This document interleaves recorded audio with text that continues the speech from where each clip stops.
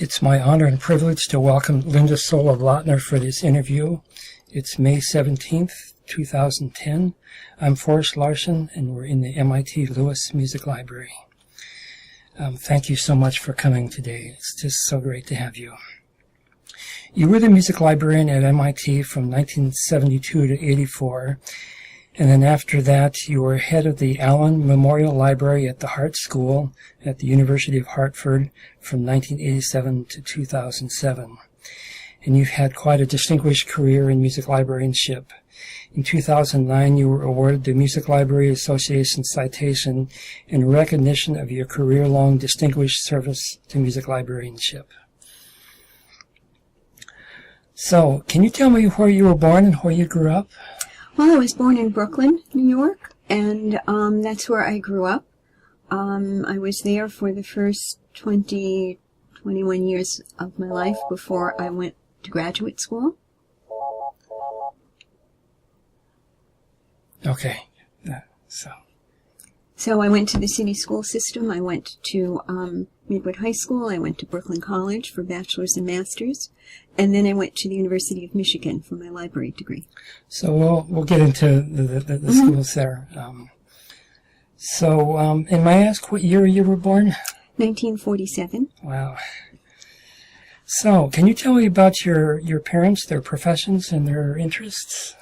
Well, my parents weren't professionals. My mother, in fact, was born in Poland and came to New York when she was about 3 years old with her family. What was her first name? Fay, F-A-Y. So she grew up on the Lower East Side in Manhattan. My father was born in Manhattan on the Lower East Side. And his parents were from Russia. My mother's family was from Poland. And your father's first name? Nathan. And so they pursued what most people did in those days. My father had an assortment of different jobs, but he was a fabulous auto mechanic, actually, and during World War II was the supervisor at the airport, Floyd Bennett Airport, that's it, the military base, supervising all the planes before they took off for combat in Europe. And my mother eventually became a bookkeeper after my brother and I, were old enough. So, but very supportive of education. Wow. So you mentioned a brother. What was your brother's name? Jay, J-A-Y. And he's 2.5 years younger than I am. And he became a lawyer. He's works in Westchester with the Legal Aid Society. He's one of the assistant supervisors. Wow. Is he musical at all? Not at all. He took the required Music 1 class at Brooklyn College. He also started there, and that was it. Are there other musicians in your extended family? Well, my father was very musical. He played piano by ear. One of my aunts was taking piano lessons, and he'd kind of hide around the corner and listen in on the lessons. And he also was given violin lessons, but he much preferred the piano. And he had a really great ear, so he could pick up any tune, and he'd make up his own accompaniment. And after he retired, wherever he was, there was a piano, he'd sit down and entertain whoever was in the little cocktail lounge or, restaurant or whatever, and people liked it. Wow, so what kind of music did he play? Popular tunes, from his generation, popular. He died about 20 years ago, so, but it was just all the tunes they remembered from their 30s and 40s and 50s. Did he play ragtime at all? Some of the tunes, but not in that style. I don't think he had enough of a musical education to know exactly what this style was or that style was. He just kind of imitated things he heard and played what suited him. Did he ever play in any bands or anything? Oh, no. This was just him sitting at the piano with my mother singing along occasionally. Yeah. Tell me about some of your earliest musical memories from childhood. Well, one of the first was connected in a way to, it wasn't a concert, but when I was about 8 years old, my mother and one of her friends took me to the Nutcracker Suite, the ballet performance, and we were sitting quite, if not first row, second row, so I could see right down into the orchestra pit. And I was about as interested in the orchestra pit as the dancing on stage. And I was just enchanted by the harp. And so I kept saying, well, can't we get a harp? We'll take a harp, we'll get a harp at home. And my mother kept saying, we lived in an apartment in Brooklyn. She said, well, where are we going to put a harp? Well, we could put it under the piano, I said. I had no concept of, anything like that. But when I was about 8 years old, they did get a piano. A very small, like what they called an apartment-sized baby grand, and which fit very nicely into one corner of the living room. And so I started piano lessons, and I remember after. Well, my first lesson went really well. We were learning the key of C, and so that was fine. But in my second lesson, I got a piece in F major, so there was that B flat. And I went home to practice, and I just couldn't remember to hit the B flat. So you know what it sounds like when you hit, the B and not the B flat in F major. And I was getting so frustrated that I announced to my parents that I was going to quit. Piano wasn't for me, and that was it, and I couldn't do this. And they convinced me to just try it for a little longer. And luckily they did. And so I continued, and I took piano lessons through my master's in music, actually. And so the piano lessons I took were at one of those neighborhood music schools. But this happened, it was only a couple of blocks from our house, which made it easy. And this really was a wonderful school.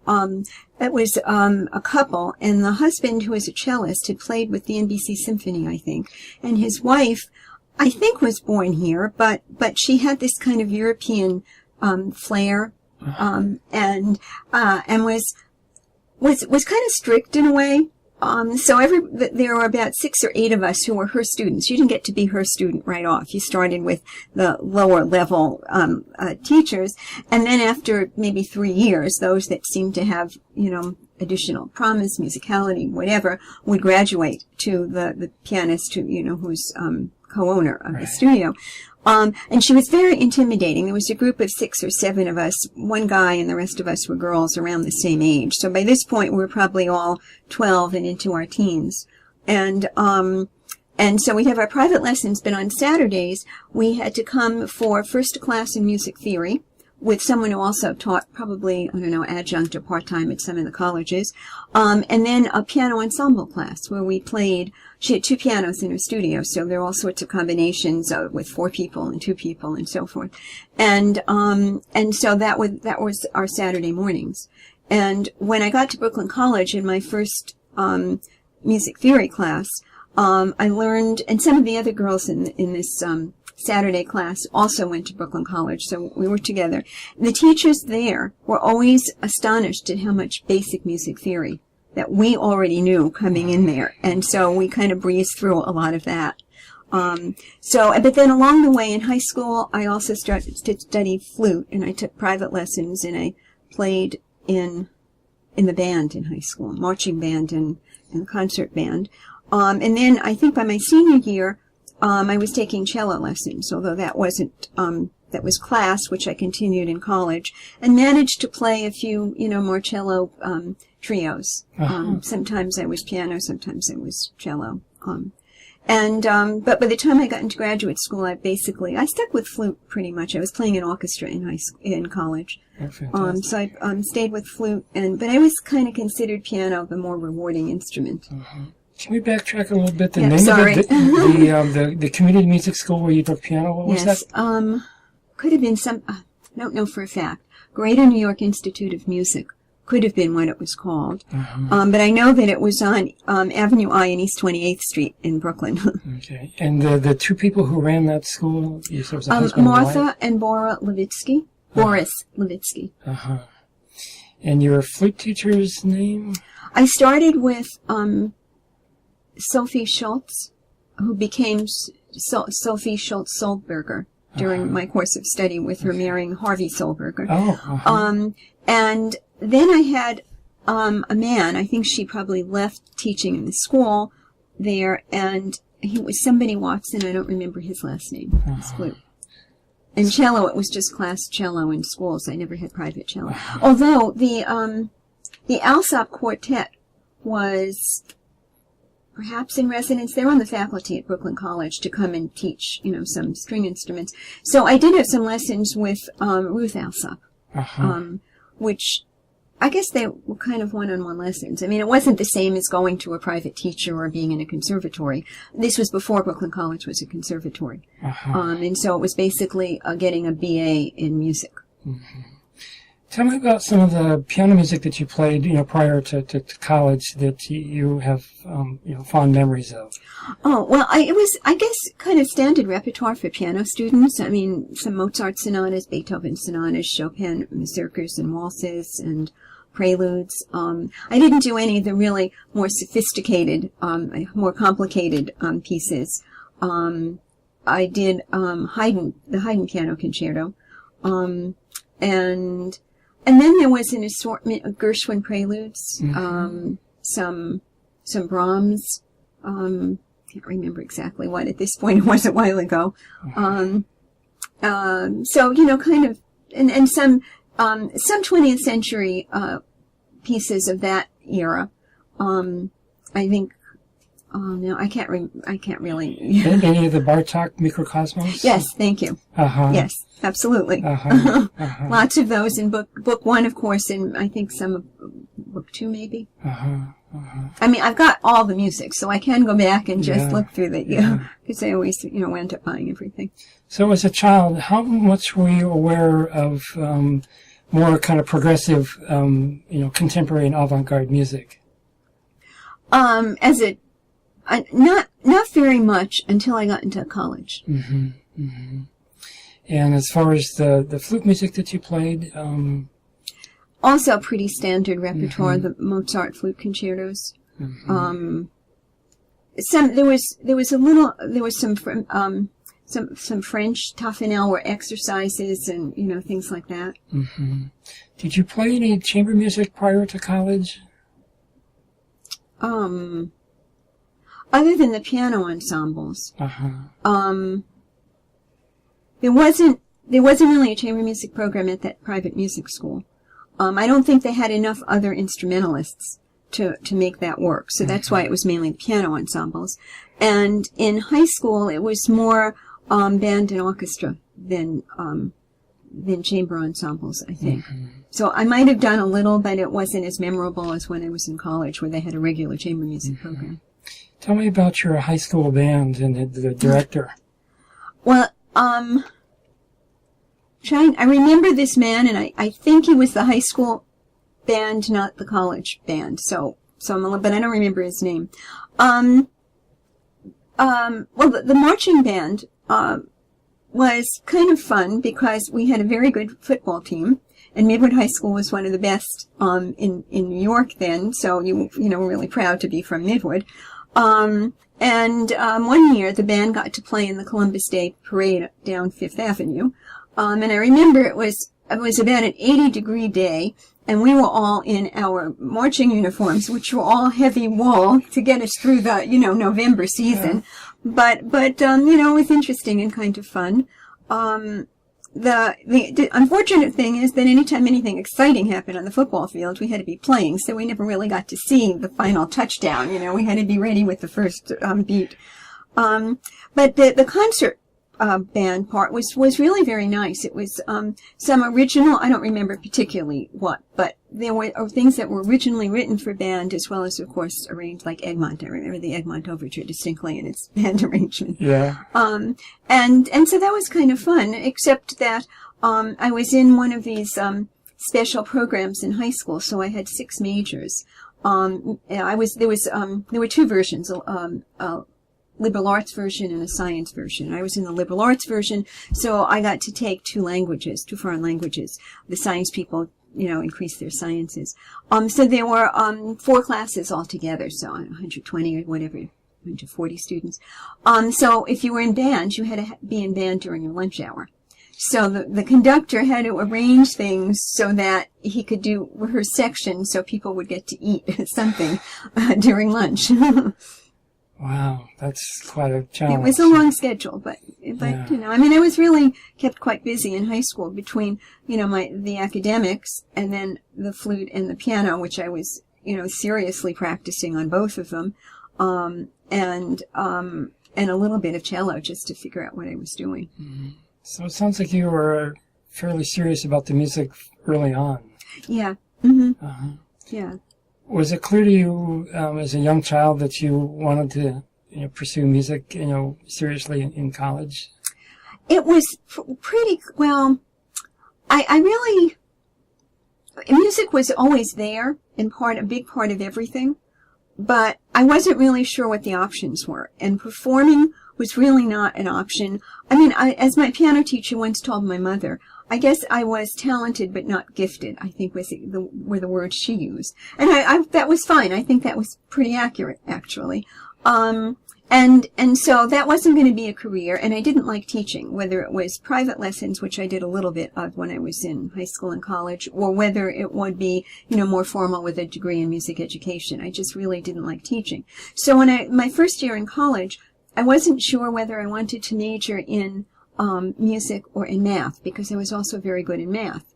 And so I kind of, took the easy way out and told the music teachers that I thought I might be a math major, and told the math teachers that I might be a music major, so they'd all kind of leave me alone. Uh-huh. And that lasted till sometime in my sophomore year, when I had to take the next calculus and solid geometry. And that I just couldn't deal with that. So that's when I became a music major. Uh-huh. But I still didn't clearly have the options of, okay, I'm majoring in music, but, what am I really going to do? Mm-hmm. And I remember I think it was my senior year, I had an interview with somebody from IBM, in fact. And I kind of said, but, music major in IBM, and, in a way, why am I here?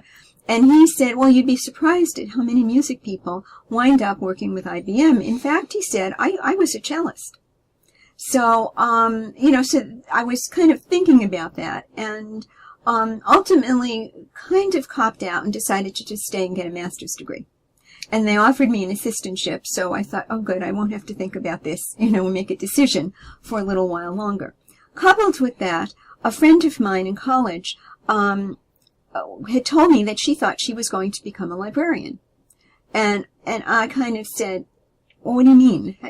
I mean, I knew nothing about library school and the profession and any of that, although I was working, as a student in the library. And so she said, oh, yes, you get a master's, and I guess she'd been talking to someone in the main library. So ultimately, she decided to go into social work, and I then later decided to go to library school. But that was how I first found out that this is a viable career option. And that, coupled with working in the music library at Brooklyn College and Walter Gerbath, that's what, sent me in that direction. Mm-hmm.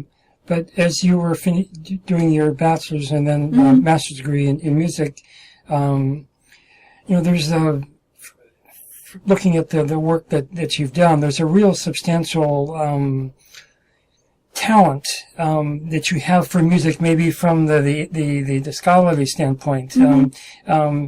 When did you when were you kind of aware of that talent that you had? Well, that's interesting, because I never particularly thought of it as a talent, in the sense that I was generally a good student. So I got good grades and everything. I liked some of my other subjects. But I guess there was more of maybe emotional affinity for the music compared to math or Spanish or, some of the other subjects. I mean, the only thing that I knew I was, never going to be part of was basically athletics and sports and some of the sciences. At one point, I could have seen myself perhaps in pursuing chemistry, for example, which I did well at and really liked also. So I wouldn't say it was a hobby to begin with. It was just kind of always there. And I think when I was getting my master's in music and doing a lot of work with Walter Gerbath, not simply in the music library, but he involved me in a lot of the other projects he was doing. And just at that time, he became president of the Music Library Association. So he had all sorts of things going on in ways that he could involve me or maybe entice me into that profession. And we were friendly. We didn't live far from each other. So often we would walk home together part of the way so I spent a lot of time talking to him. And at his house, he had me doing some of the projects there. So I knew his wife and I knew his 3 kids. And so it became, I guess, a kind of typical, graduate mentor relationship, and it just that's when it really seemed to be a perfect fit. I think it wasn't till I was in somewhere in the middle of the 2-year graduate program, and also recognizing that another option could have been musicology. So if it wasn't going to be teaching or performing, what else? But I just didn't enjoy that quite as much because I saw it as being very isolated because of all the research, and I didn't find. And this was the other factor. I just didn't find a particular area in music that I wanted to devote my life to. And that's what you need to do if you're a musicologist. And I kind of liked, well, dabbling might not be the right word, but I kind of liked being involved in all of it. Maybe not intensely the way, a musicologist might be, but nevertheless, involved in all of it. And so I think that also went into my interest in becoming a music librarian. The one thing I thought I might have pursued, maybe a doctorate in, might have been music theory. And I guess I always gravitated towards the more analytical, like the IBM, job interview and those kinds of things. But ultimately, I just liked the broad spectrum of music librarianship. Mm-hmm. Now, Walter Gerboff, was he both on the musicology faculty as well as head of the music library there in college? Well, yes, he was, and it wasn't, Brooklyn College had a smaller music department then. So they had music education and then the rest of the faculty. So I guess he was musicology. I'm not really sure exactly. Well, it would have to be that because it wasn't music ed and it wasn't music theory composition. Mm-hmm. So it must have been. But right. I don't know exactly what kind of appointment he had. He was head of the library, and he had teaching responsibilities in undergraduate, and then he taught the graduate bibliography class. Mm-hmm.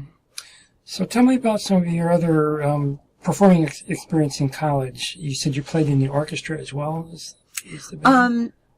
Yes. Yeah, I did both. And then where I was still taking piano lessons, they had, the end of the year recitals, a whole weekend of recitals. So I played in those. At some point, a little earlier on, I played at Town Hall in some student, recital program. And I don't remember who sponsored it. But, there were however many students. I don't know that it was only my teacher's, studio. I think, she also participated in a national, I'm trying to remember exactly what, like a national piano teachers association of some sort.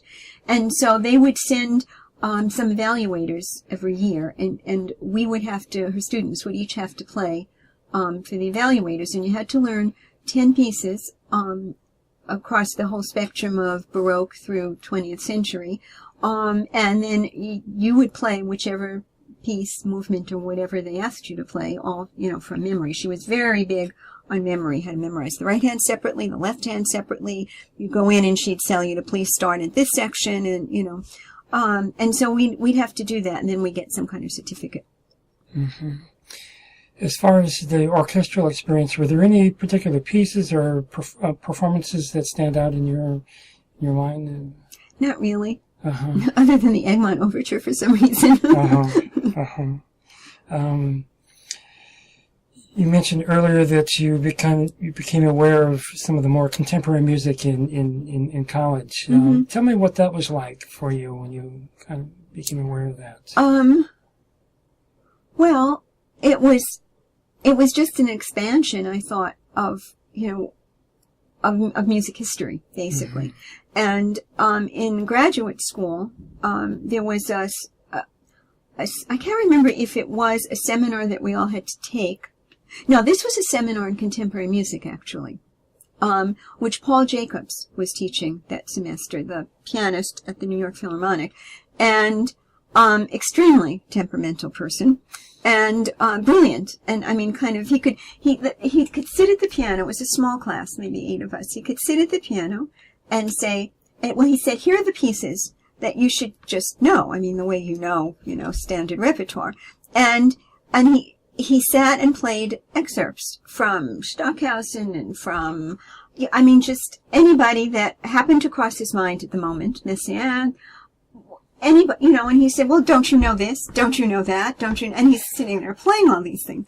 And so there were a couple of doctoral students there because they just started a doctoral program at the main City University of New York Graduate Center. But, I mean, so they might have coped a little better, but most of us were just totally stunned, not only about all the stuff we didn't know, but how he could just sit there so facilely playing through this, that, and the other. No music, no, just, oh, well, you should know this, you should know that. And so that course was a bit of a struggle for all of us.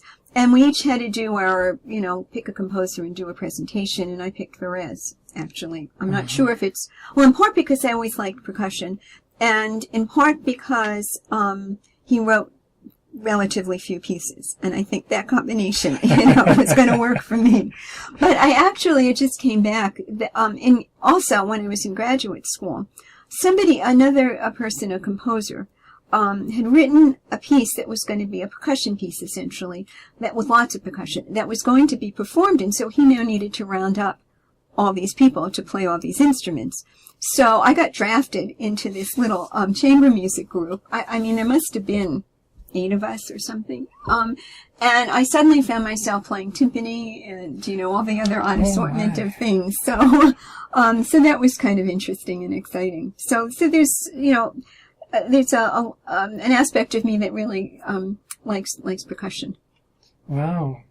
Did you ever do any other percussion playing after that? Oh no, that was my only. They have at heart. They have a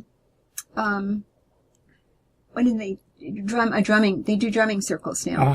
And I used to hear them outside my office in May because there was a beautiful big lawn and it was just so tempting to do things.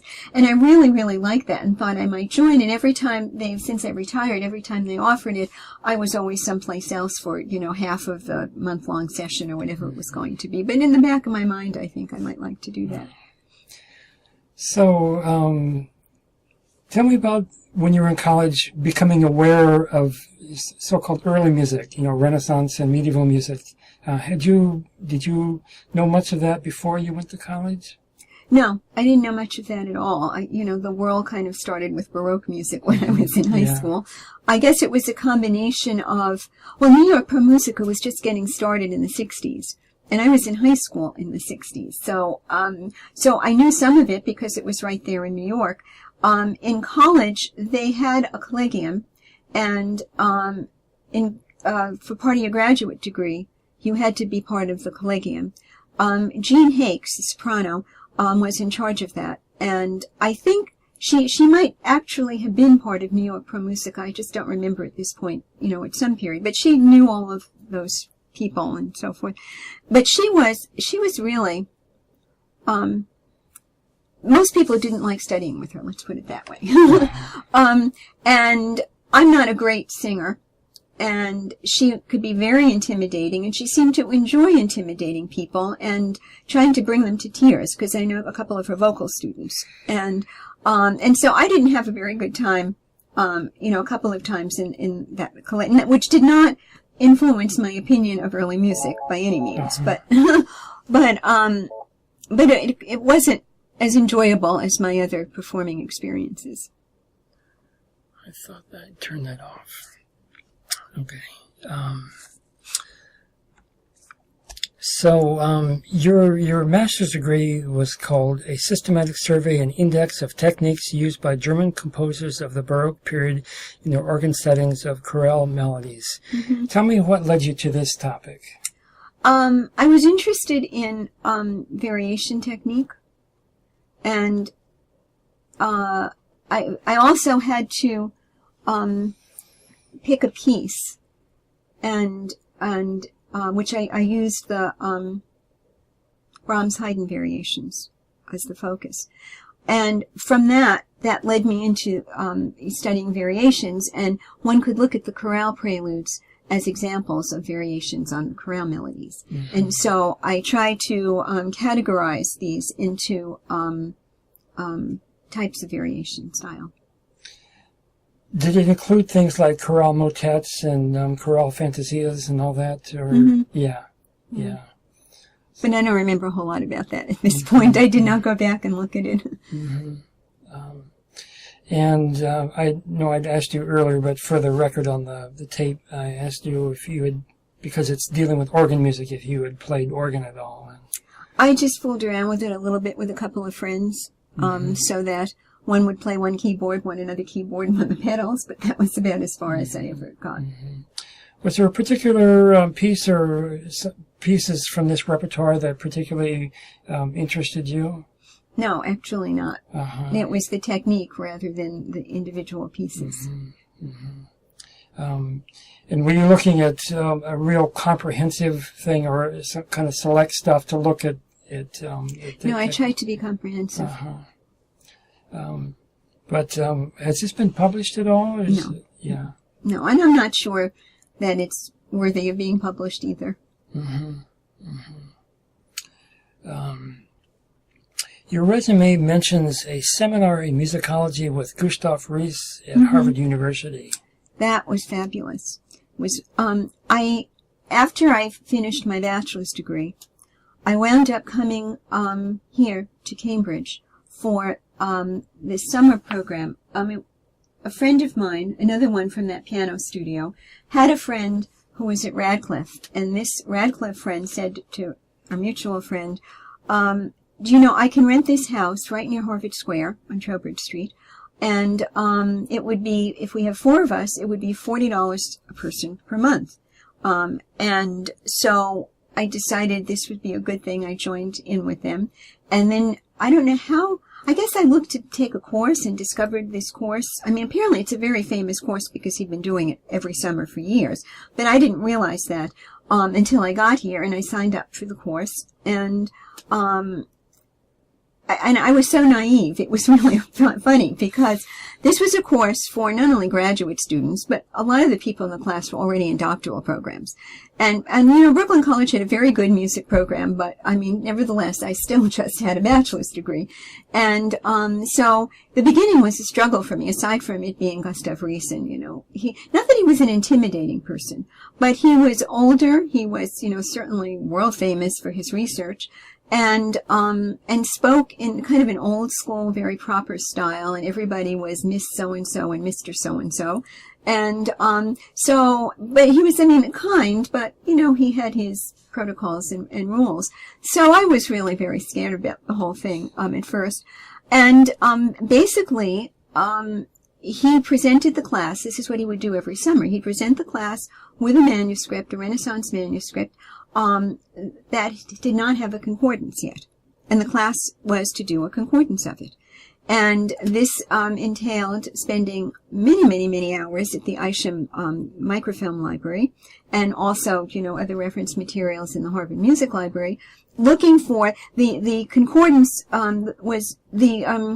The manuscript was divided up so that each of the class got 6 or 8 or whatever of the pieces that were in it, and we had to go find these pieces in other concordances, manuscripts, whatever. And as soon as any one person found their piece in a particular title, everybody had to look at the title. So we all had to look at everything that everybody looked at. So that's what made it so time-consuming and tedious. But it was, you know, invigorating when you found something and exciting, and, you know, there you were in, you know, world-famous Harvard's Isham Memorial Library looking at all their things. But one of the things that made it particularly exciting for me was one of my pieces was anonymous, and I found the composer. So that kind of ratcheted up my value to the class, or to Professor Reese, anyway. Just, I mean, by chance and by being thorough. I mean, I had to look at the same sources everybody else had to look at, and I compared it, and note for note, here was the same music that I had, but here's the composer. It was by Compare. Uh-huh. And there was no doubt it was the same piece, and so now we had a composer for this. So what was the larger manuscript? It was a collection of pieces, but what was the title of it? Oh, I don't know. I'd have to, if it didn't say in there, I'd have to go back and look it up, because okay. I think I have a copy of the concordance that we produced. I mean, a typical, you know, the way they name all those 16th century, it was a 16th century manuscript, I think. The way they name them all by the original library, right. And, you know, that kind of thing, and I don't really remember the the particulars right now. Was it lots of different kinds? Was it like keyboard music or vocal music or? I think it could have been both, and there were about maybe 8 or 10 composers spread throughout. Just an odd compilation. There didn't seem to be a theme or anything like that. Although you said earlier that the music theory side of the scholarly endeavor to music was of interest, you certainly have a musicological kind of insight. I've read some of your reviews and have you kind of kept in touch with some of the musicology community besides the faculty you were working with? But have there been, and I know you've been, a member of the Musicological Society for a long time, and but have you kind of kept up some of those ties with people? Not with very many of them. It would depend on, who was living in the area I was living in or working at the same institution. The only time that I really got more closely involved was when I was editing notes. Then I went, for the 4 years I edited notes, I went to all the national AMS meetings because I was looking for papers and I was looking to, I wanted to stay more closely in touch with current research. And so then I was following things more closely. But other than that, I didn't really keep up with it much. Prior to college, had you used the music library at the New York Public Library, and had you been kind of aware of the concept of a music library? Yes, I was up there a lot. I don't remember if I was up there a lot in high school. Because I wasn't really taking music classes other than the band and orchestra or chamber music. But in college, I was up there all the time. Not that Brooklyn College didn't have a good library, but there were so many more things up at the Lincoln Center Library, and it had just opened in its Lincoln Center environment. So I almost never was at the 42nd Street Library. It was always up at Lincoln Center.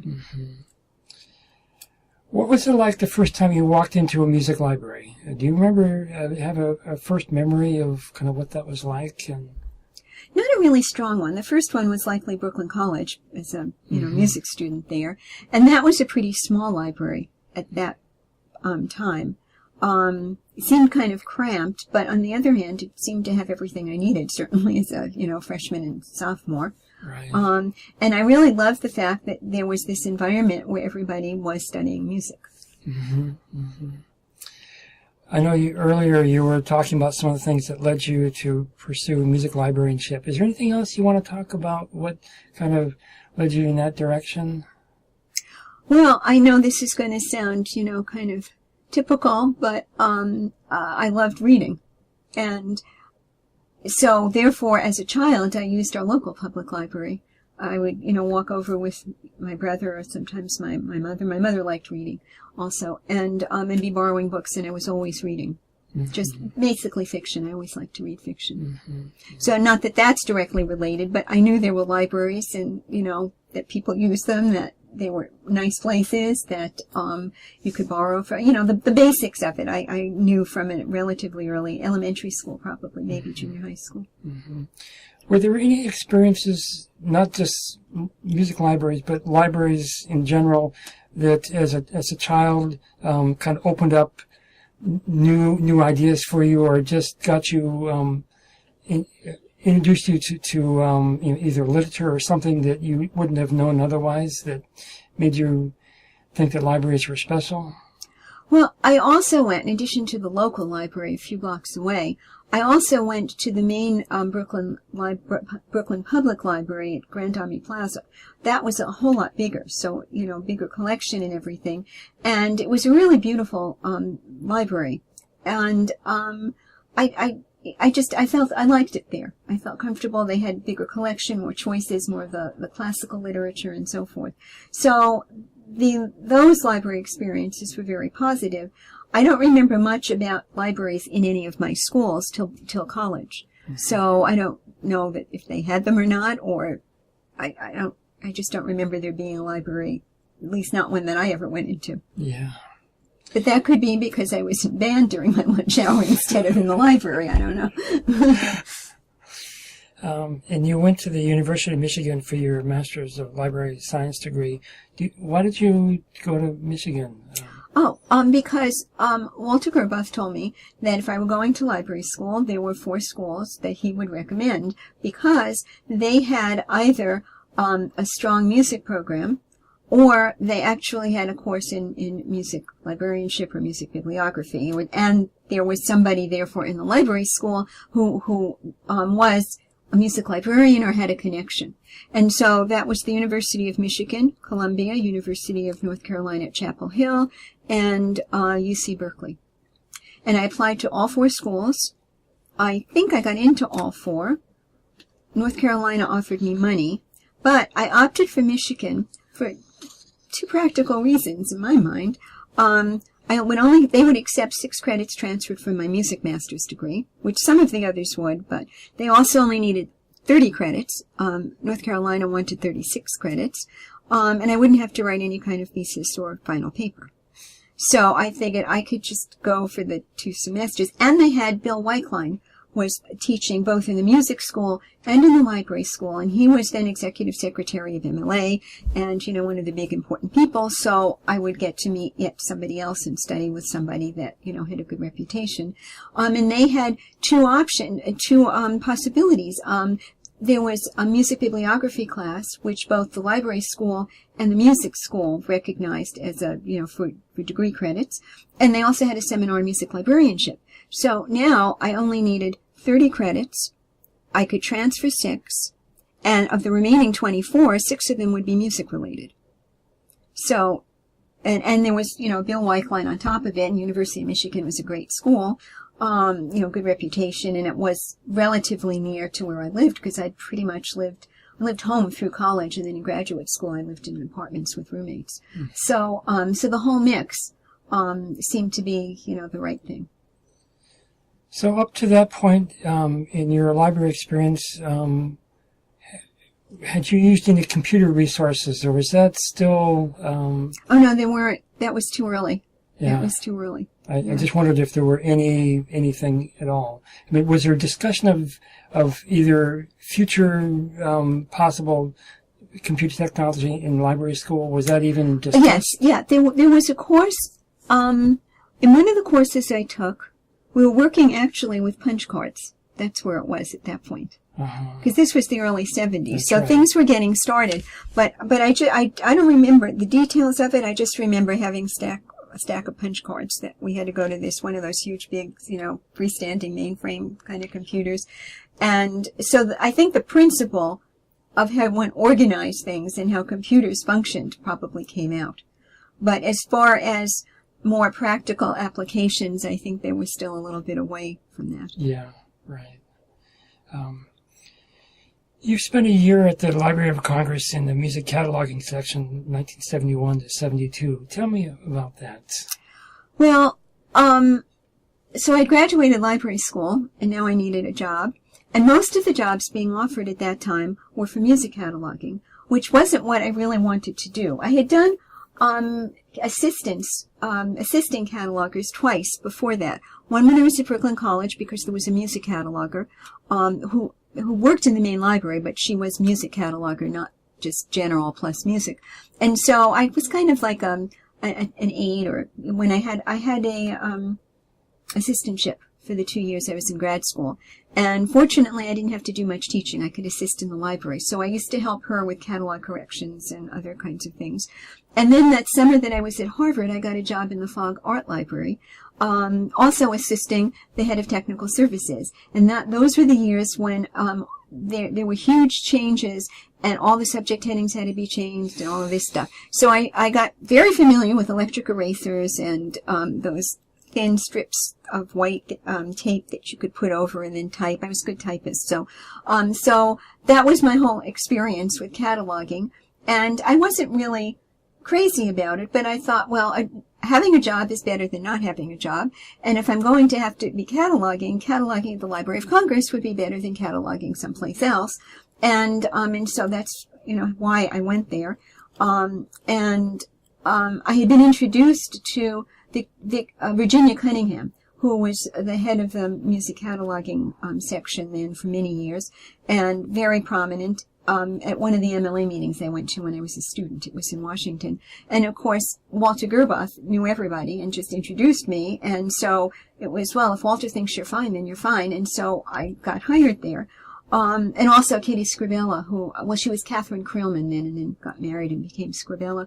And she was pretty active in the music cataloging end of things, because AACR2 was about to happen, and so they were doing all of these meetings about that.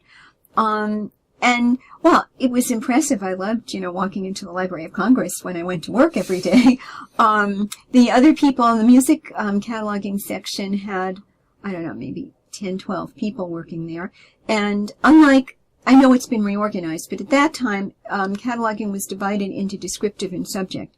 In descriptive, you had all the people with library degrees, and in subject, you had all the people with master's degrees. And the only exception was the music section, which did descriptive and subject, because for both you would really need a music background.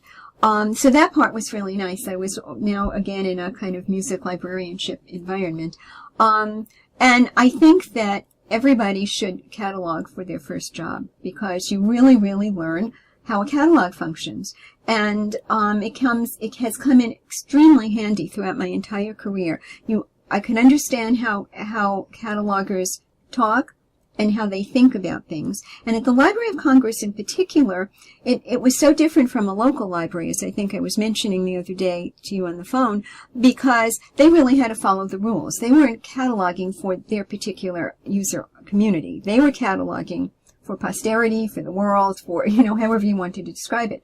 So they thought about things differently and never made an exception. There were no local exceptions the way most other libraries make. And I found the whole thing frustrating and somewhat tedious, because it was also repetitive and you really had to stay within the box. But nevertheless, it was really wonderful experience. And one of the times that it paid off was when I was here at MIT. They had divisional directors that met every 2 weeks, and they also had branch library heads that met every 2 weeks, and we'd get the minutes from the divisional directors. And in one of these set of minutes, it said that the catalog department would no longer maintain its syndetic structure. I think there was still card catalogs then. They were not going to maintain the syndetic structure. David Ferrio was then the head of the Humanities Library, my boss, and so I went over to him and I said, David, what's going on here? Do you know how can they do this? Well, do you know there wasn't anybody on Library Council that knew what a syndetic structure was? I said they're going to get rid of the entire cross-reference system. How are you going to do reference without cross-references? By that point, see, the catalog department had dumped all the cards. They had a backlog and couldn't keep up with typing the cards. And that's why they wanted it, because they didn't do any public service, and they had shoeboxes full of cards that needed to have cross-references typed. They dumped all the cross-references. Well, ultimately, with online, it didn't matter. But at that time, it certainly was going to be impossible. And none of them realized what they were saying. Nobody asked, what is this? And they probably, I've been at meetings. I'm, embarrassed to let people know I don't know some particular thing. But nobody asked, nobody anything. And that was also important. Mm-hmm. So for, that among other reasons, but that's one of the examples that sticks in my mind about why it's important to understand from a public service perspective what catalogers do, and how it's going to affect what users need to find. I'm sure you've experienced this, although I'm asking maybe from a slightly heretical point of view, and I'm, experienced music faculty come in, and oftentimes they can't find things because of some of the arcane subject headings and stuff like that. What's your kind of experience with that, and maybe your opinion about some of a cataloger's kind of point of view that's different from a musicologist or a performer's kind of point of view, and what's your experience with that and your opinion about that? Well, first of all, when someone like that, or almost anybody, comes in, a regular user, I always kind of look at regular users differently from the occasional user. And when a regular user comes in and can't find something, first I decide or find out from them, do you need it this instant? How much time do you have? Are you in the middle of a, rehearsal and or a class and you just need an example of this? In which case I'll go and find it for them and hand it to them. Or, are they doing research and this is part of the process? In which case I try to make it a lesson, not just here, I'll find it for you. And, I try to also, depending on the specifics, explain how this question that they have fits into the context of how things are cataloged. Because yes, we can try to make local changes or add a cross-reference for somebody, but this principle is going to affect them when they're looking for other things that fall into a similar pattern. And so it would be good for them to understand how this works, because cataloging is a national effort and we can't make unilateral changes here for everybody that doesn't find it on the specific term that they're looking for. Now that was most of that was in card catalog days, but even so, at heart, more recently, it's the same principle. If someone's got an immediate need, then just take care of it right now. And if they're a regular user, then you need them to understand more and try to bridge the gap. Similarly, in talking to the catalogers, which is why it's so important to have a music cataloger, they will understand more quickly why a user would come in and not be able to find something, and think about how they could do a workaround within the context of their cataloging rules that would help somebody. Also on the phone, you were talking about indexing versus cataloging and how that meets different needs of users. Do you want to talk a little bit about that? Oh, sure. Well, so I've already talked a bit about cataloging and the, kind of pros and cons for that. And therefore it was indexing that I just really took a liking to.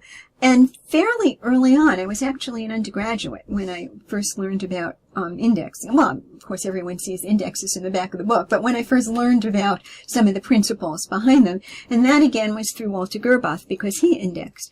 And when I was an undergraduate, maybe a junior, he was working on the index to Festschrift. And I remember one summer when it was fairly quiet I was probably working a couple of evenings, and it was fairly quiet. And so I would come in, and he would have a stack of Festschrift sitting on the desk near the typewriter. And what he wanted me to do was type up index cards for every article, essay, in each of the Festschrift. And so it would have the author and the title, some, abbreviated version of Festschrift, and the page numbers and so forth, because that's how one compiled indexes then, via the 3x5 index cards.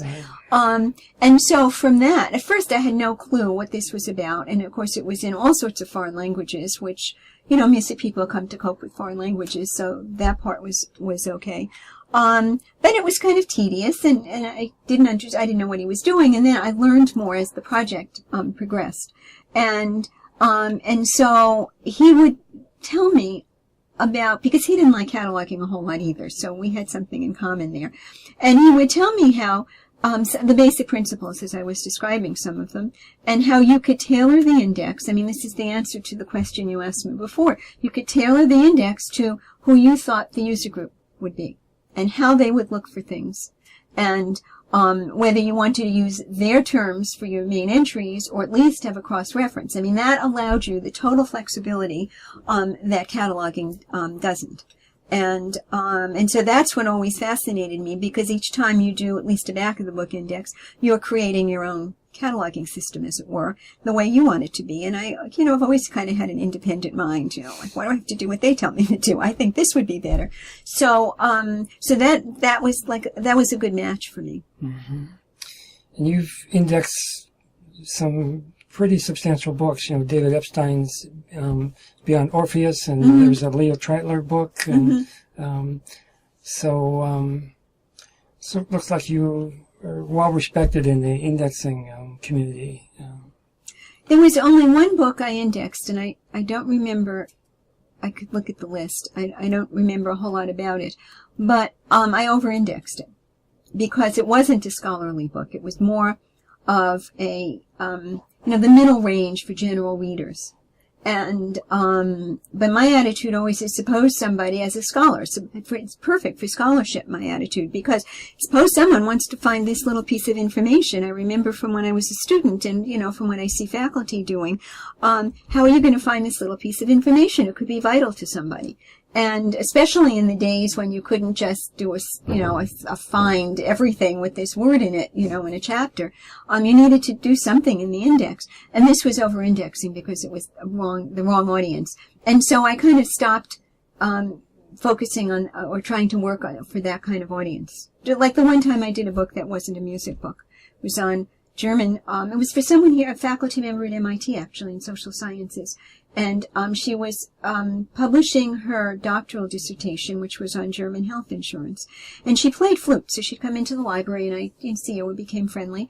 And so she asked if I wanted, I think I had just won the award for David's book. So she saw it in the paper here on campus and said, oh, do you want to index, my dissertation, the book for my dissertation? And so I thought, well, yeah, I could try something like that. Oh, I hated it. I just hated every minute. I had no interest in German health insurance. I didn't have enough, I think I did okay, okay job, but I didn't really have enough knowledge for me to feel I was doing the best index for the people who'd be using it. And I've turned down a couple of other opportunities that were not music. I said, I know about music, I'll index music, but, it's not like I have to make my living by indexing, so. Right. And as an indexer, you really have to understand the book inside and out, in a way that a cataloger may not need to understand a particular... Right, because essentially, if by analogy, what the cataloger is doing is perhaps providing 6 entries in their index, as it were, their catalog subject name headings, whereas an indexer is providing hundreds, if not thousands, of access points. Right. So you became the music librarian here at MIT in 1972. What led you to take this job? Well, I really did not want to continue cataloging. And I loved being in Boston that summer. I had been here when I took the course with Dr. Reese. And Washington had just built the Kennedy's Performing Arts Center. And it really, I just didn't feel an affinity for being in Washington the way I had for being in Boston.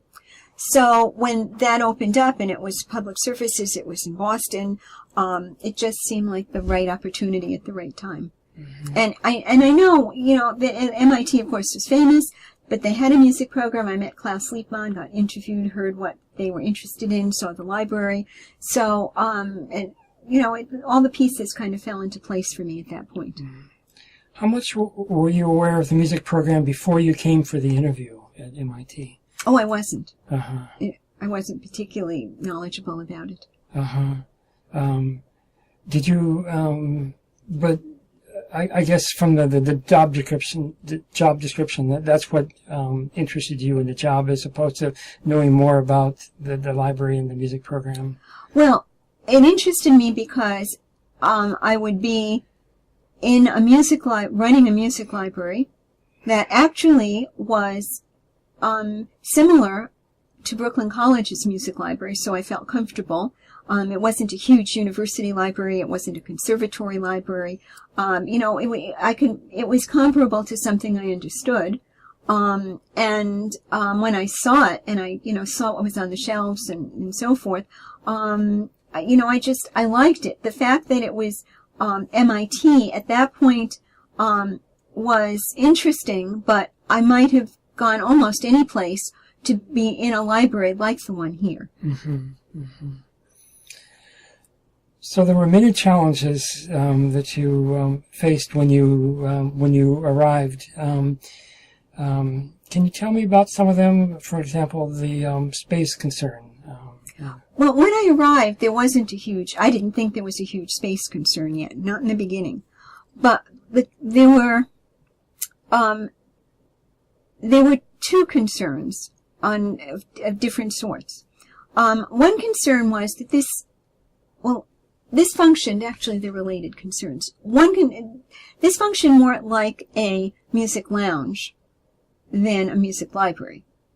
There were big, comfortable cushy seats and small couches. I don't know if you ever got to see them. Yes. Or it was, yes, okay.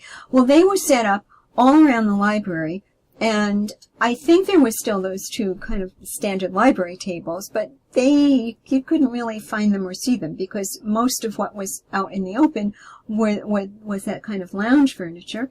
And secondly, they played music every day over speakers in the library at 12 o'clock, so people could come in. I don't know that they actually ate in here, but it was, a listening lounge. And so I stopped that right away. If this is a library, you're not going to, we're not, if we were doing concerts, that's one thing, and we did later. But this is not, that's not what this is. It's a library, and you have programs and people who need to study and so forth, and to do this every single day at noon is not the way to encourage that. And the other thing, the card catalog consisted, Christy will remember this well, consisted of, I think, 11 different alphabetic files. So that the names, first of all, the 3 different formats were in separate sections. Secondly, each of those sections had a separate name, title, subject, performers. There were 11 separate alphabets to this card catalog. Made it impossible to, it took you a few minutes to figure out which drawer to look in.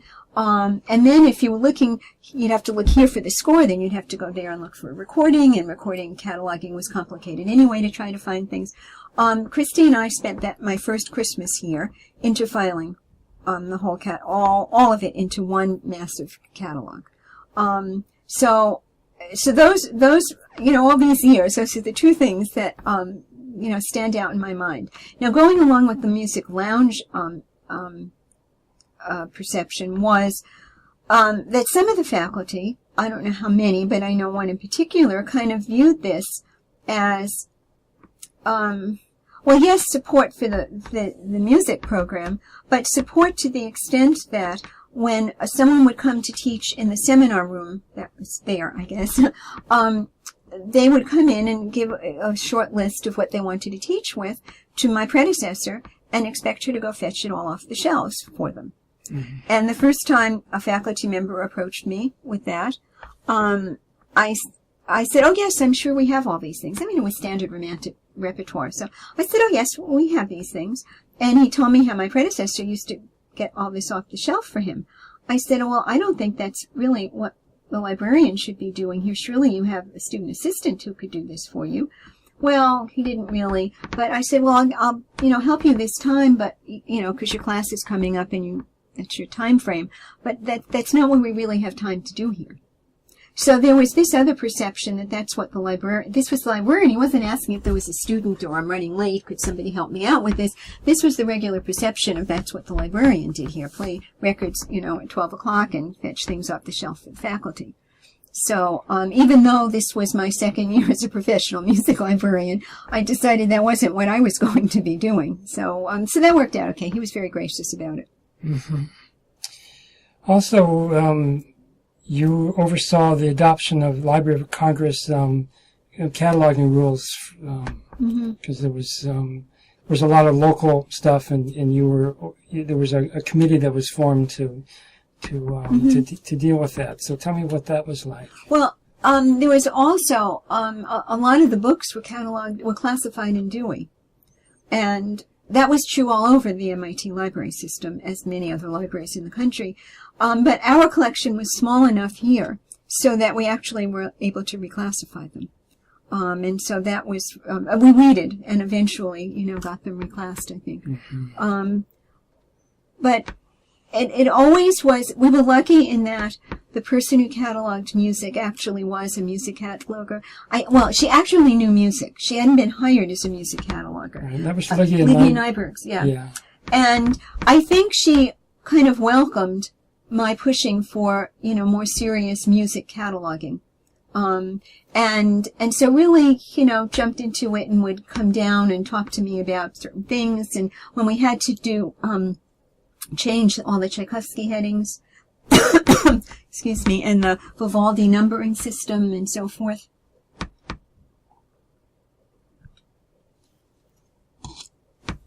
She would always confer, and that was a really good relationship, and really helpful to have someone who understood In addition to which, at some point along the line, Sarah Gramens, it's I think Sarah Mitchell now, if she's still here, she became head of, I can't remember which division and whether it was ultimately all of cataloging, but Sarah has a bachelor's in music also, and her first husband was a music librarian.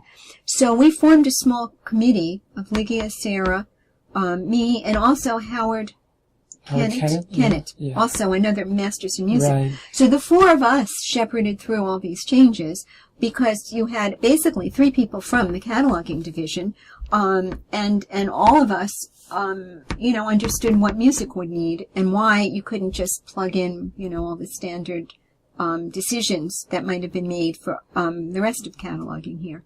So that was just godsend. We had our students here doing a lot of the work, the circulation students in the downtimes. And that was fine, because you couldn't expect them to do all of it upstairs. It was just such a big job. Right. There was also the decision to continue using the MIT local call number class for scores and recordings. Mm-hmm. I think that happened for two reasons. I think it would have been impossible to change them all just from a, workload basis. And the faculty and students loved it because, the scores being a browsing collection. Having a split collection, I never liked a split collection. It just makes people have to go to two places. So at least keeping this allowed it to stay in one consecutive sequence. Right. Having worked, I'm sure at heart, they things are on the shelf by subject as opposed to composer. Mm-hmm. What's your kind of experience and how you notice the differences in how people use the collection with that? I think it's basically what you get used to. Mm-hmm. And I'm just trying to think certainly MIT students could have learned the LC classification system. And then they'd find things by medium of performance instead, and they certainly could have done that. And I'm sure the Hart students could find things by composer. But the problem is, whichever way you use it, you really do need a catalog because you're not going to find everything for your instrument, which is what they're usually looking for. So I honestly don't think it makes a big difference. As long as there's a system and as long as you follow it and the users know it and the catalog backs it up in case you need another way of finding what you need. Right. So the year 1974-75 is when the MIT library started using the OCLC database for cataloging. Mm-hmm. And what was that like here at the music library as far as your work with that implementation? I don't have really strong memories of that. I do remember when we got our first computer, and it was in one of the separate rooms along where the listening rooms are. And so if you needed to do something with the computer, you went there and did it. It's not, it's such a far cry from how things are now, But as far as the cataloging, I think that it really required you to more strictly follow LC cataloging because if you're doing your ordering cards or you're having to type in subject headings and so forth, well, if you want to make some little changes, you can do it and it's not going to affect anybody. But if everything is in a database and you're getting your cards printed from the database, you have less flexibility in the local changes you want to make.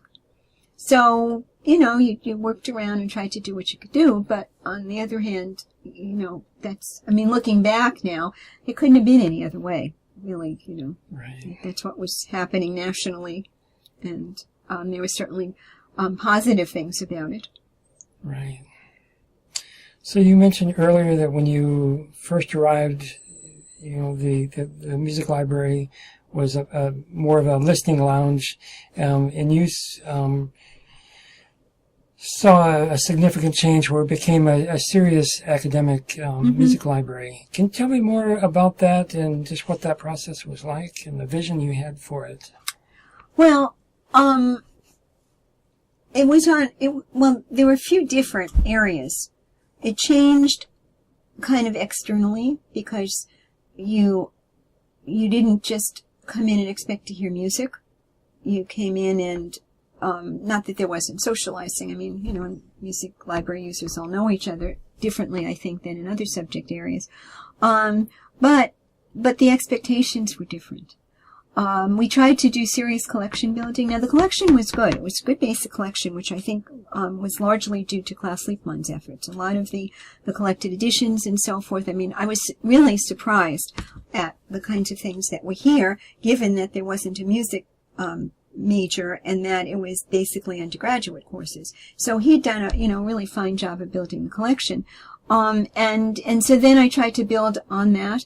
We were able to get, it was, the Council for the Arts at MIT had gotten started around then, so I could submit little grant proposals for $1,500, that get the music theater collection at one point or fill in a gap someplace else. We were getting decent sized budgets because I kept providing statistics on things, on use and so forth, and music libraries always show high use statistics, largely because of the listening, I think. But even, score reading. Now, when Marcus Thompson started the chamber music program here, one of the things he did was have that IAP event. I don't know that they're still doing it here, but he would have, I forget what it was called, but it was a chamber music day. And students would sign up with him, and he'd form small groups, and every hour the groups would change, and there would be performances in various classrooms or in the seminar room and even in the music library itself. And so there'd be just dozens of students pulling chamber music off the shelf. They could do readings rather than a real performance. And then there was a like dinner munchies break. We had food out, vegetables and dip and stuff like that for them to eat. And then it always concluded at maybe 9 o'clock at night with playing one of the Brandenburgs right here in the library. So there were some things like that through these chamber music efforts that brought more students in and therefore needed more kinds of music for different performing combinations.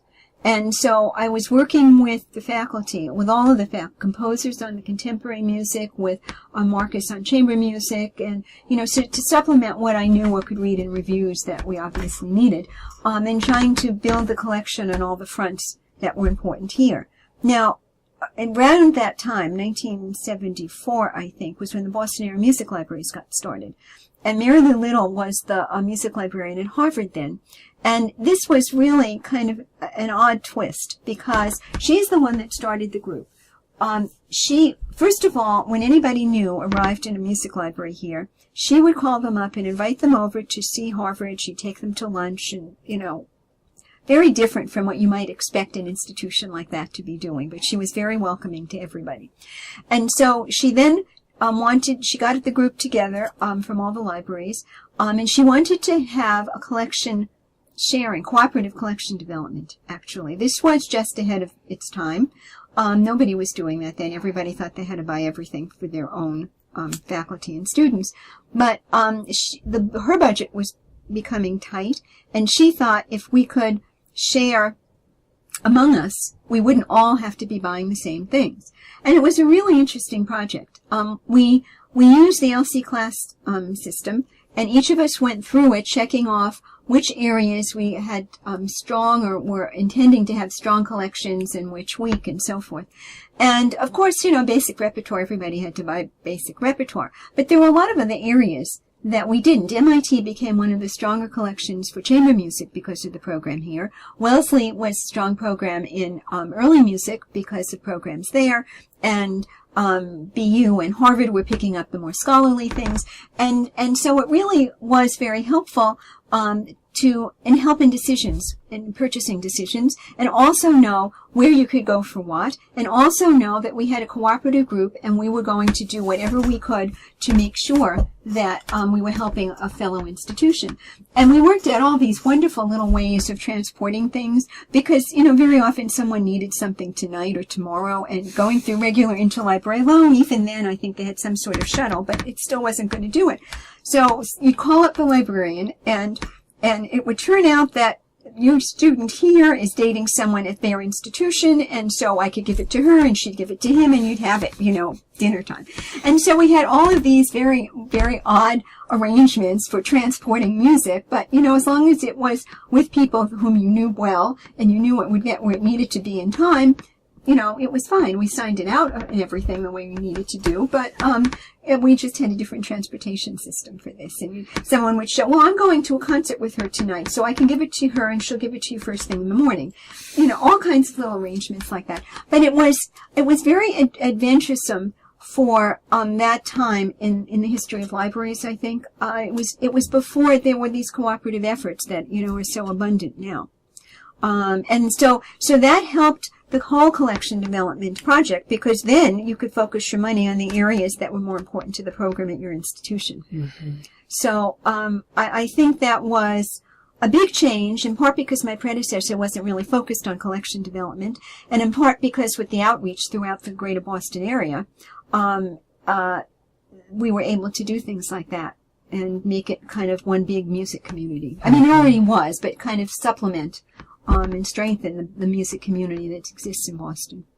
So I guess part and parcel of that, of course, it would have a more serious academic focus because you're being part of that larger music library community. Mm-hmm. Yeah. Yes, and the faculty and the students all appreciated it because they realized what great service they were getting when they needed something. Mm-hmm. Mm-hmm. And then we were lucky to be able to do it because there were so many good and varied music libraries in the area. And because the transportation was so much easier. I mean, if you think of trying to get something from Manhattan out to, Brooklyn College, well, it's going to take a minimum of an hour if you're lucky with the trains and, the right people. And it was too big a city, I think, to have something quite so similar. Mm-hmm. The fact that there's not a lot of music majors here, but yet the music library is a real serious intellectual collection. What was your understanding as far as how the library supported the music program here, but also looking beyond just supporting the music program? What was your kind of vision for the library? Well, my vision for a library was kind of twofold. One, regardless of what was being taught, you needed to have basic materials across almost every spectrum. If you do a collection development policy with A being comprehensive and E being almost nothing, everything had to have something like at the E+, D- level for almost every topic, because it's a university and you've got all sorts of students. And this was before a lot of the ethnomusicology and world music emphasis that's come along in the last, 15 years or 20 years. So that was one thing. You really needed to cover a lot of area, but you also needed to support what was being taught here. I mean, you needed to be much stronger. And so wherever you're in, whatever library it is, if you've got certain music subjects that are taught heavily and others that there's barely nothing. I mean, music education comes to mind. There's schools that have no music education or early music, or not a lot of contemporary music because there aren't a lot of composers on the faculty. I mean, that's not true here, and it's not true at Hart, so I never had that. But there are lots of places where there isn't a very strong contemporary music program. So you really, you're kind of duty-bound to support what the courses are and the majors are, or the faculty. But you got to balance it out, because if you have only faculty selecting, then you're going to have a very limited collection also. That's why I say there has to be also a broad spectrum to make sure everything is covered, because students aren't interested only in what the faculty are teaching. Right. And then you get a change in faculty, and then what do? You've got nothing in this other faculty area of interest, and you can't even buy some of them. They're out of print at that point. Right. So there's a report that was written up about selection policy or collection development, and you specifically mentioned jazz, and I know that when I was in college, it was still somewhat unusual for music libraries to collect jazz. And so tell me about that. Well, there were people playing jazz.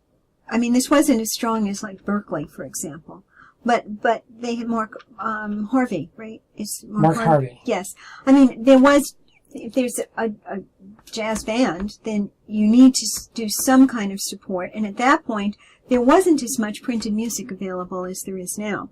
So books and recordings would be the minimal, and some periodicals, the minimal literature to support, to be able to support the programs.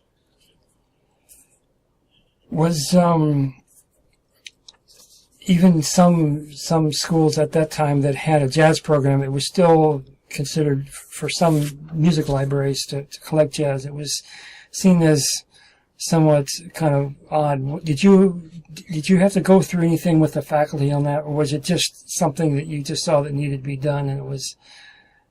Well, I was trying to follow what music was happening here, mm-hmm. and needed to be supported. That was always an immediate goal for how the budget dollars should be used. But for areas that were not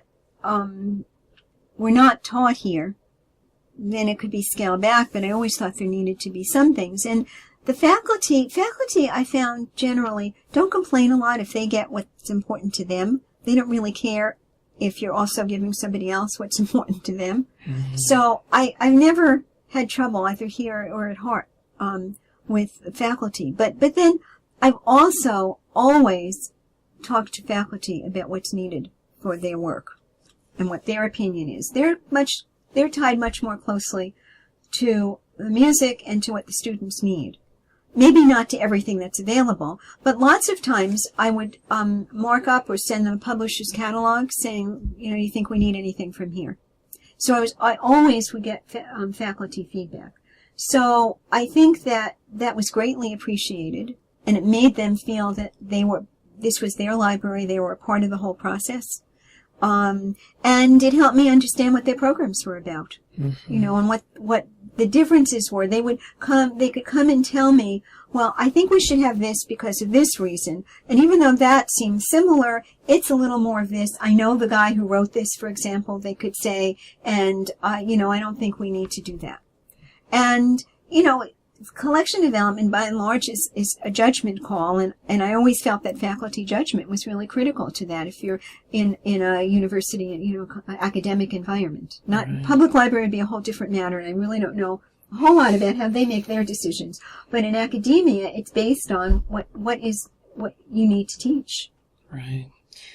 You must have had lots of conversations with music faculty about the role of the music program here at MIT and the humanities and all that.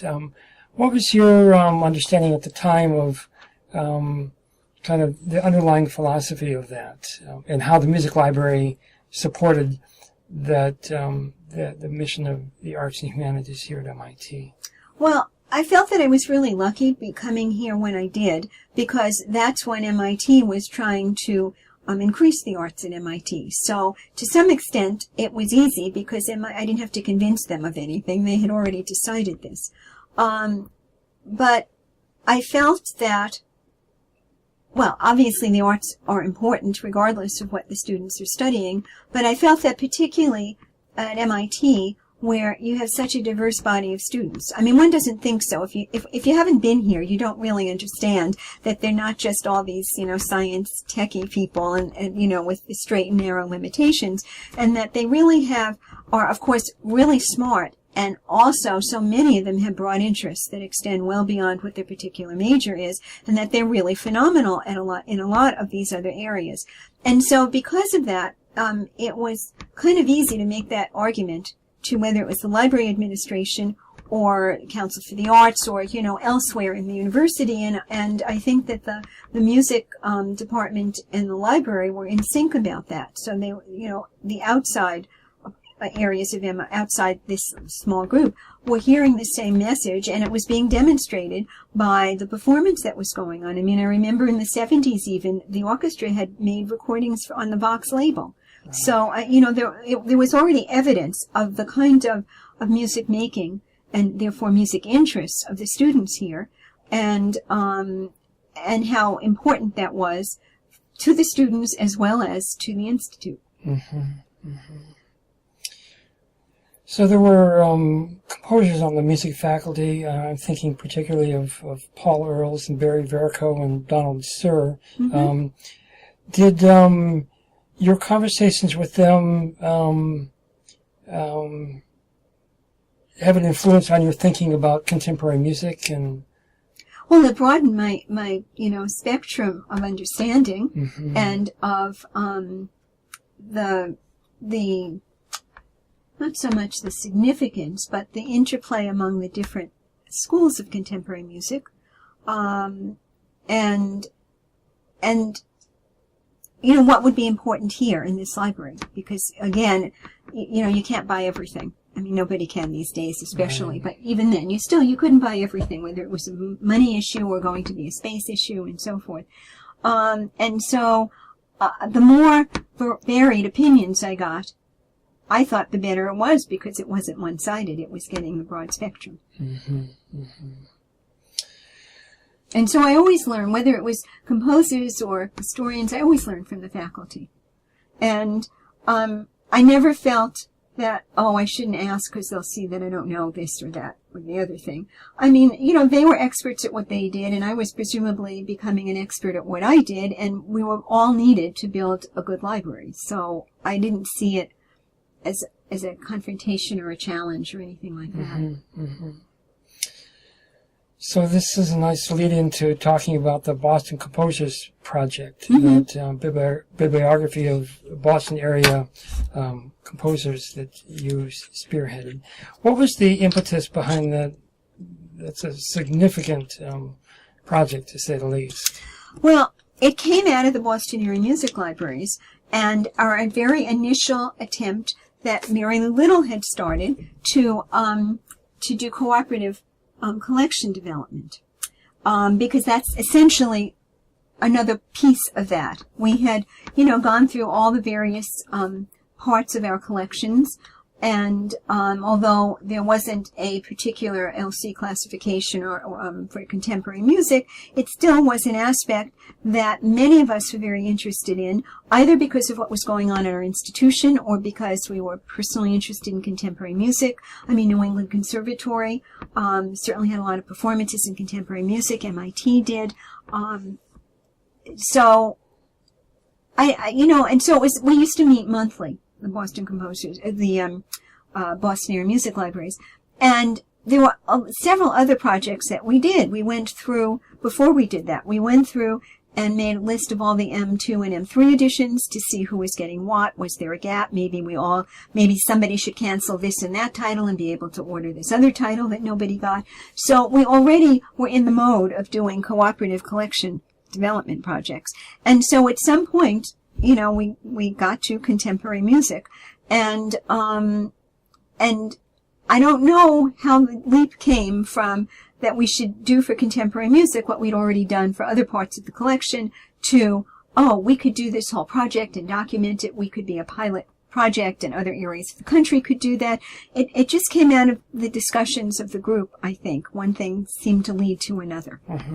The only reason I got, as far as I can see, the only reason I got to be the project director was because in the process of writing a grant, well, MIT was really good at that and had all the connections in Washington and, knew how to do these things.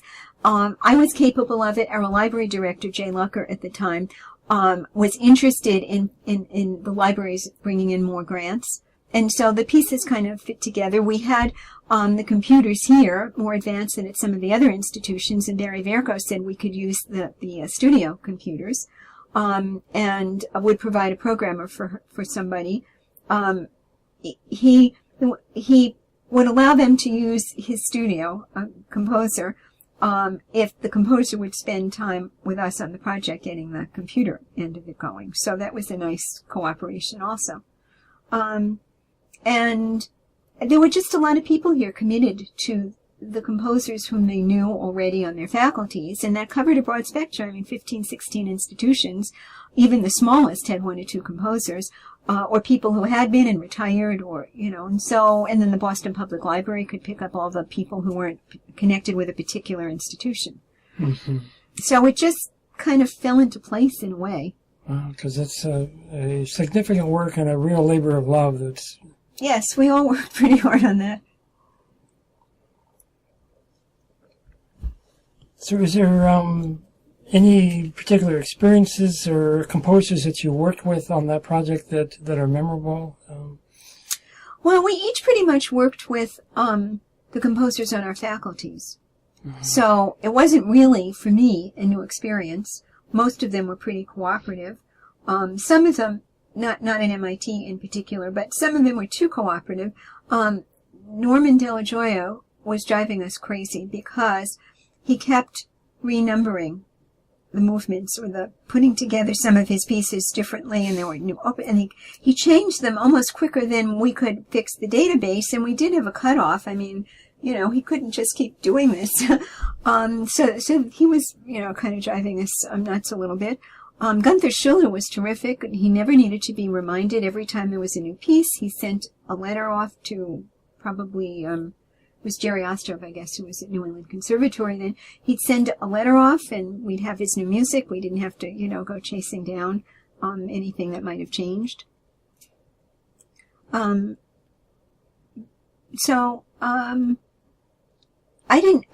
I dealt with the people here at MIT, I didn't really have a very difficult time with that. They were all pretty cooperative, and we'd already had an ongoing relationship for, 10 years or something. So for me, that part of it was easy. Some of the other, area, schools that either, didn't have a good relationship, well, I don't mean it was bad, but didn't have a regular close relationship maybe with their composers, or had to pick up composers who used to be connected to the institution, but now were elsewhere, and maybe they didn't know them, they might have had a harder time getting responses. Mm-hmm. And you were also trying to find people who weren't affiliated with in an institution. Yeah. So you had other volunteers helping find those people and that information? Well, Mary Davidson was really good with that. She was the music librarian at Wellesley then, and she'd been here for a very long time because she had gone to school at Wellesley, gone away to library school, and then come back and worked at Brookline Public Library, and so she knew the area for a long time, and was involved in contemporary music, and her then husband Lyle Davidson was a composer, so she was kind of connected to had been connected to a lot of that for a long time. So she was really helpful, and there were some other people. I think Ruth Bleeker, who was the head of the music division at Boston Public Library. People who'd been around a long time here in Boston, and so knew a lot of the composers, were helpful in tracking some of them down. Mm-hmm. Natalie Breed, who had been the assistant at Boston Public, and I think she's now connected with the Harvard Musical Association. So, through some of these people, we were able to track down some of the others, and then BPL would handle those. So it was a nice convergence of expertise like that to make this happen. Yes, exactly. Mm-hmm. Wow. Well, by that point, the Boston area music libraries had done a lot of things together, and there hadn't been much turnover. So we were a pretty solid working group, and just knew how to work together and accomplish things. And that made a big difference also. It was, and it's still going on, I think. And it's just a great group. It's very supportive. Yeah. So over the course of your career, you've seen the change from, card catalogs and, a very analog library environment to, these vast changes in digital technology and user expectations, and you've published some works on that.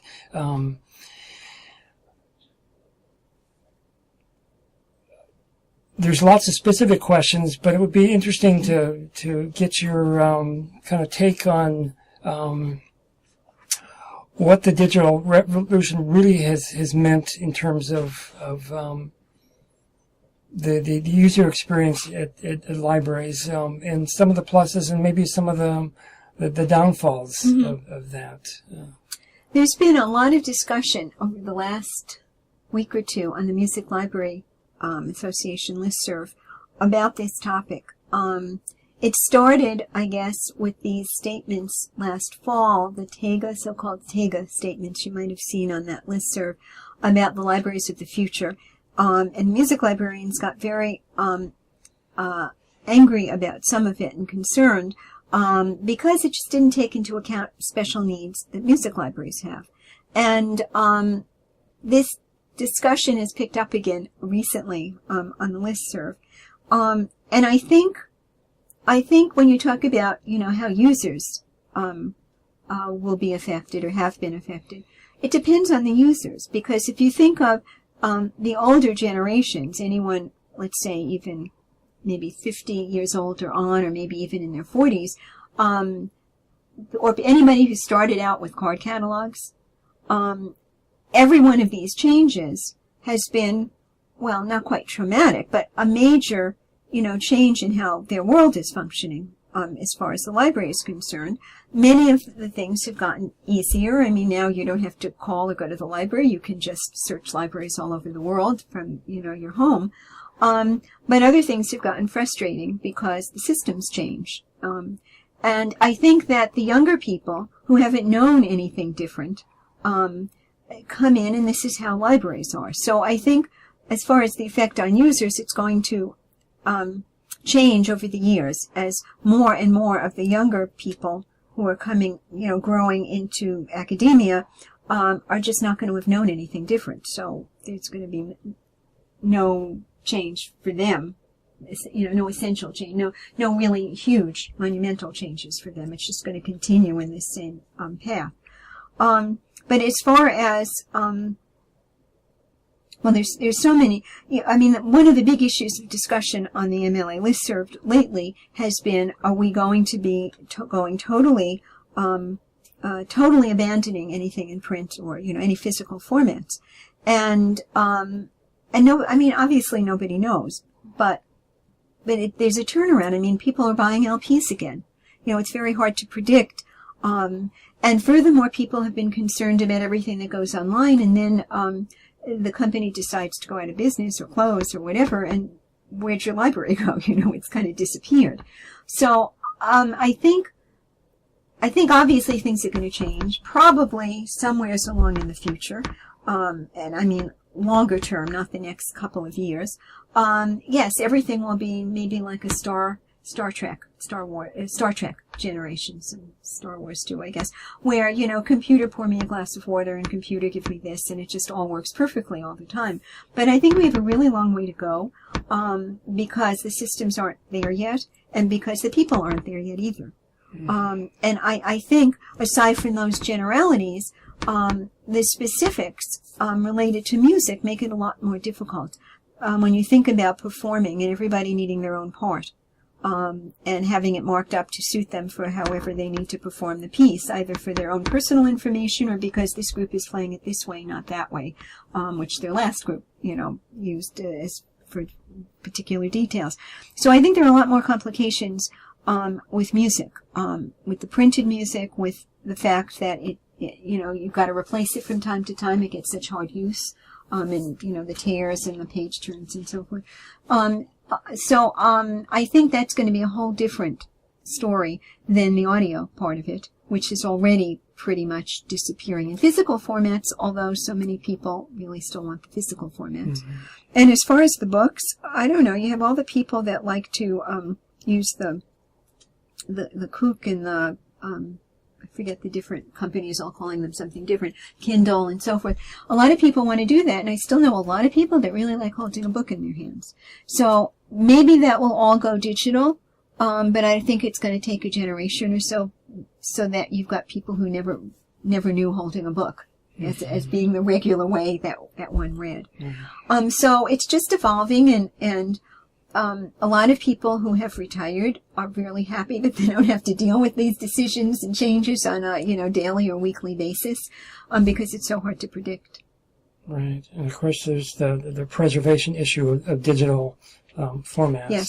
And, when I talk to so many people who are producing this stuff, and I say, well, have you made provisions for preservation? And they said, oh, I never thought of that. Well, and that's like these companies that go out of business, and there goes your database. Yeah. Well, now what do you do? So, in fact, the Music Library Association was coping with this a year or two ago. There was an archiving task force, and which I was on, and the decisions about some of the things were quite easy. I mean, the minutes from meetings and so forth. They're still going to do paper on that. But what do you do about archiving the MLA website? And the website is expanding and putting additional kinds of information there that may not be elsewhere.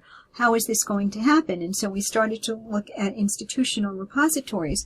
But the one at the University of Maryland, which is where the MLA archives are, hadn't yet, and I think still hasn't, as of a couple of months ago, decided on exactly what they were going to do and where it was going to go. And I talked to Peter briefly at the time and to Ginny Danielson at Harvard. Danielson, I always get that backwards. And so, and University of Pennsylvania has an institutional repository, but there's a good example. This is just too new in some ways for MLA at least to decide what to do with its own archives, let alone every library to decide, what direction to go in. Right. And of course, there's always going to be a need for somebody to help users navigate the world of information, whether it be a card catalog or the digital realm. And the librarian as educator is still really important.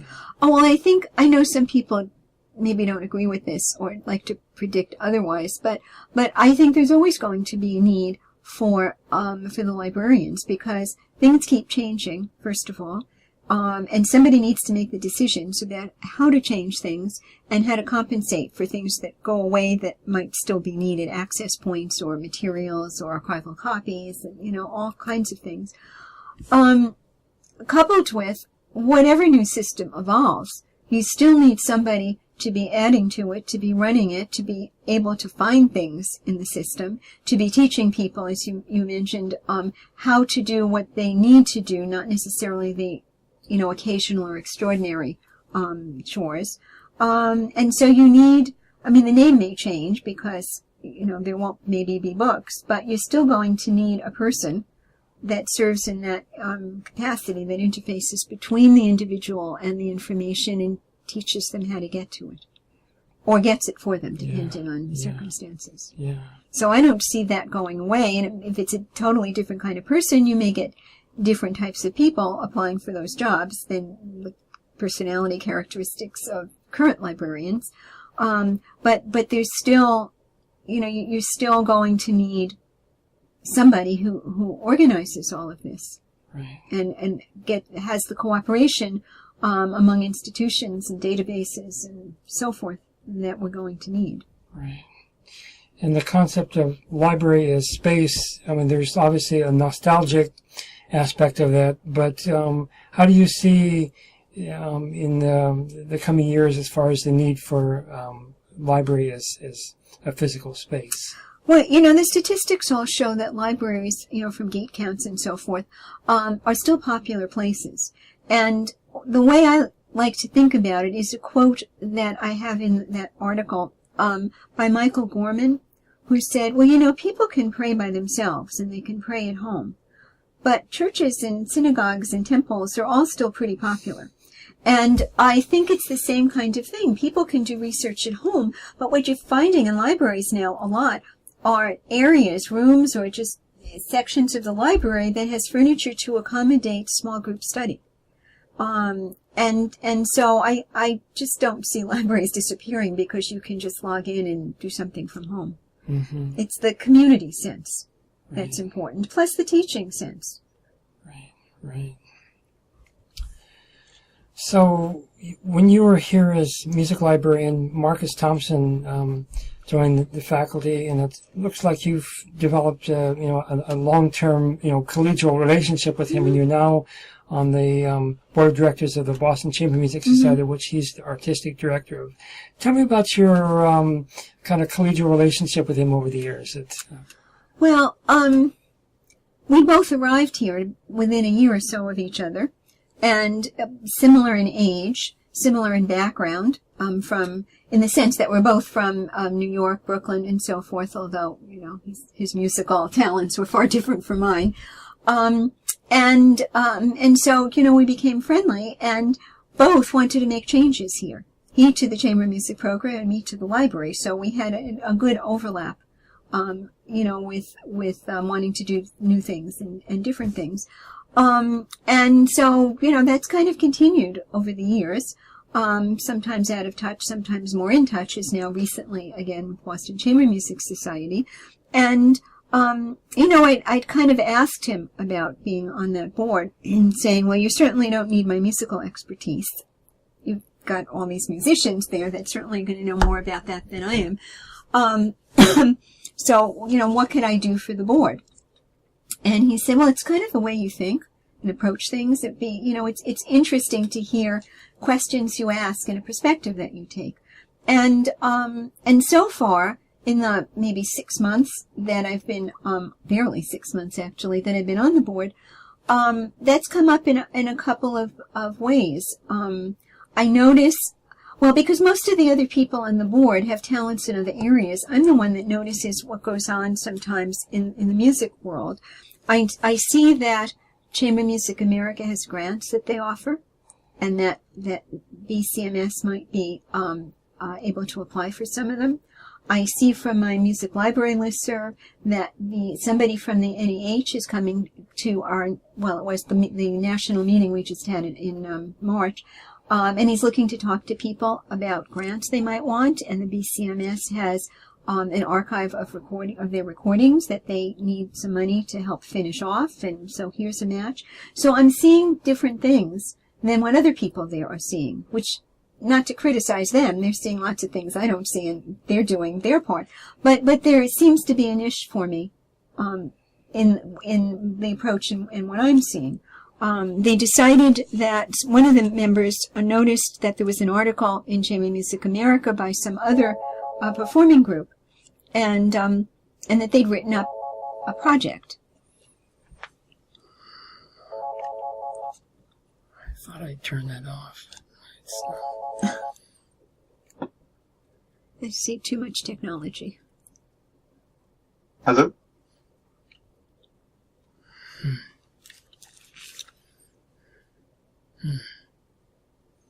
Okay. And so I'm able to take some of the documentation that's already been prepared for the World Festival and Forum and Festival series, and rework that and come up with an article about this that will get them, more PR and so forth. So, I'm still continuing in a parallel track to not only find work that will be helpful for the Boston Chamber Music Society, but, kind of supporting some of the directions or ideas that Marcus is going in with what I know from, where I am and have been in the world and in my career. Mm-hmm. Let me just quick get this here. Sure. Hello, this is Forrest. Hi, I'm in the middle of an interview right now. I thought I'd turn the phone off, but I couldn't get it to turn off. Okay. All right. Yeah, bye.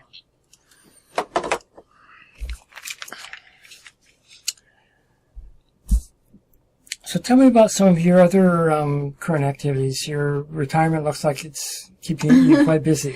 Yes, it is. Generally, these things rotate, so I'm not too busy at one time, but this spring seems to be very busy. I'm still connected with MLA in that I chair their publications committee. And it's kind of an oversight committee consisting of editors of the 8 publications, plus a couple of ex officio people, publicity officer, advertising manager, treasurer, executive secretary, and so forth. But a lot of issues have come up lately, and so we, for example, are thinking about creating some space for the committee on the new MLA website, so that the committee can post publication proposals that they get and help determine which publication suits it best. Sometimes something is sent to one editor who might reject it as not appropriate, but it actually might fit another publication or perhaps even an article and notes. And so, we're trying to have more sharing of information and working on that project. We also have a lot of contracts with publishers like EBSCO for the online version of things, publishers with authors for, copyright issues of, who retains copyright. And so we now have all the contracts on a secure website that the editors can get to. And everybody knows the stage of whether it's been approved, whether there's a contract signed, and so forth. So there seem to be a lot of issues coming up that we could move forward with and get more cooperation and maybe simplify things for people. So in fact, we're probably at some point going to reconsider the focus and title of one of the series that we publish and maybe move it along to broaden its perspective and bring in additional publications that would be useful. So there's a lot going on with that, especially before and after the meeting when everybody kind of focuses on this stuff. I'm not sure where the Hart Board of Trustees will go, since this is very new, just last month, but I'll probably be involved with the alumni committee for that group. They exist to support Hart. They have nothing to do with the academic side of anything. That's the university's Board of Regents. So they make that clear up front, But it's supportive, fundraising, alumni outreach, and other things like that. I'm working also now with the library from the temple that I belong to. It kind of fell into a sad state when the volunteer, a retired librarian, passed away a few years ago, and then there was some renovation done in the temple in general, and nobody was quite sure what to make of the library. And so we've got a committee chaired by one of the vice presidents, and I went and contacted a lot of libraries and other synagogues in my area, and of course there's a national organization, as there is for almost everything these days. So I've had some contact with them, and we've done a survey, and we're about to meet tomorrow, I think, to see what we should do next. We thought we should probably do focus groups for the membership. And this vice president happens to have just gotten a doctorate in social organization focused on synagogues in general, synagogue administration. So she probably will be very good at doing that part of it. And, so we'll see where that goes. That's what keeps me busy. The other thing is I was on 3 editorial search committees since last summer because every time there's a new editor in MLA, I'm kind of ex officio on it to have input from publications committee and a general oversight of how it fits into the whole publication structure. So that takes up my time, and I think there are going to be 2 more coming. So, and there's a web advisory committee because the website's part under the rubric of publications. So, publication sounds simple, but then you've got all these little pieces of it that stack up. Wow. So in the course of our conversation, part of what I was asking about is some of your musicianship. Tell me about some of the music and composers and stuff that just really interests you personally. Oh, well, I tend to stick to the classics because I grew up with them. But whenever I go to, last night I was at the Boston Chamber Music Society concert, and I'd never heard the Chausson Sextet before. And that was just wonderful. Marcus said it was never performed frequently because it's so difficult, and so people don't want to perform it. But it was, it was just really wonderful. So, I like to get to concerts where I can hear music, whether it's literally new music or just music that's new to me. And